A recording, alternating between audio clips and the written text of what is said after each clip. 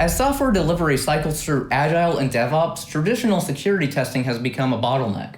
Organizations are beginning to shift left to catch risk earlier, but it is still unclear if IDE Centric feedback actually outperforms mandatory pipeline scans. Hi, I'm Ryder, and I'm proposing a policy change that needs to be implemented in all professional development environments. What change am I proposing? Making it mandatory for IDE-centric static application security testing tools to be installed on all developer environments within an organization.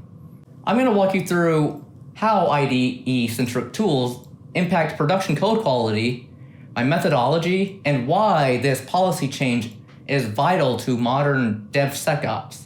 While IDE integration offers speed and privacy, they often lack the global context of the full application build. The effectiveness of these tools often is hindered by the precision recall paradox. Many tools have high precision but suffer from low recall, potentially missing up to 50% of the actual vulnerabilities, which leads me to my research question. To what degree does the integration of SAST tools into the IDE reduce high-severity vulnerabilities in production code compared to post-build scanning? This project represents a policy change. While the tools themselves are technologically innovative, the focus of this project is researching the leakage of high-severity vulnerabilities to evaluate if an IDE integrated security policy is better than traditional pipeline scanning. My goal is to provide a research that's backed by a justification for changing the corporate security development standards to make IDE level tooling mandatory for all developers.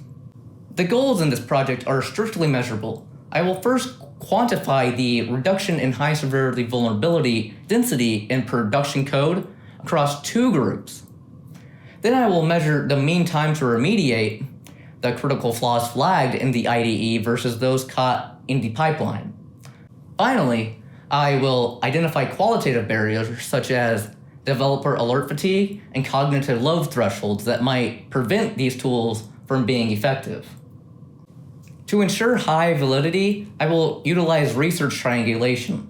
For the quantitative side, I'll use a quasi-experimental design with a difference in differences framework. By mining software repositories, I can observe professional developers and their natural environment, with all the real-world pressures of deadlines and project complexity. There's going to be two groups. Group A will be the one using the IDE integrated SAST tools, while Group B will rely solely on pipeline scanning. For the qualitative side, I'll conduct semi-structured interviews with both groups to assess their motivation and perceived cognitive load. Comparing the performance data with developer sentiment helps to ensure that the policy is not just technically sound, but also practically sustainable. This project bridges the gap between secure system design and practical implementation, making it a perfect fit for my concentration in cybersecurity and software development. It focuses on risk management and vulnerability management in real-world production systems. The justification for this project lies in the rule of 100. It is estimated that a bug found in design phase is 100 times cheaper to fix than the one found in production.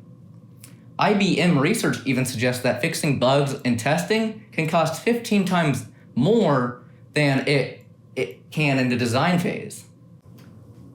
Furthermore, with the rise of AI-generated code, yikes, vulnerabilities are becoming more spotted in the real world. IDE tools are the first defense that we need. There needs to be empirical evidence to justify the investment in these IDE-level toolings versus the centralized scanners. This project is structured into a 13-week schedule. Week 1 through 3 will be establishing a baseline metric and configuring plugins for Group A. With week 4 through 7, phase 1 will begin, of repository mining to collect density data. Week 8, conducting qualitative interviews. Week 9 through 10, that begins phase 2, which is repository mining to measure the mean time to remediate. Week 11 through 13, data analysis, drafting the policy recommendation, and the final presentation to my professional advisor. To succeed with this project, I'll need to have access to organizational repositories like GitHub and SAST licenses for tools like Snike and SonarQube. I'll also need my advisor and 4 professional developers. I will also utilize the Juliet test suite for calibrating these tools. In summary, this research provides the empirical data that is needed to optimize DevSecOps strategies by understanding the factors of IDE remediation versus pipeline failures. It is possible to reduce high severity risk without adding unnecessary noise to the developer's workflow. I look forward to sharing how these findings will help save cost, but also prevent production breaches. Thanks for watching.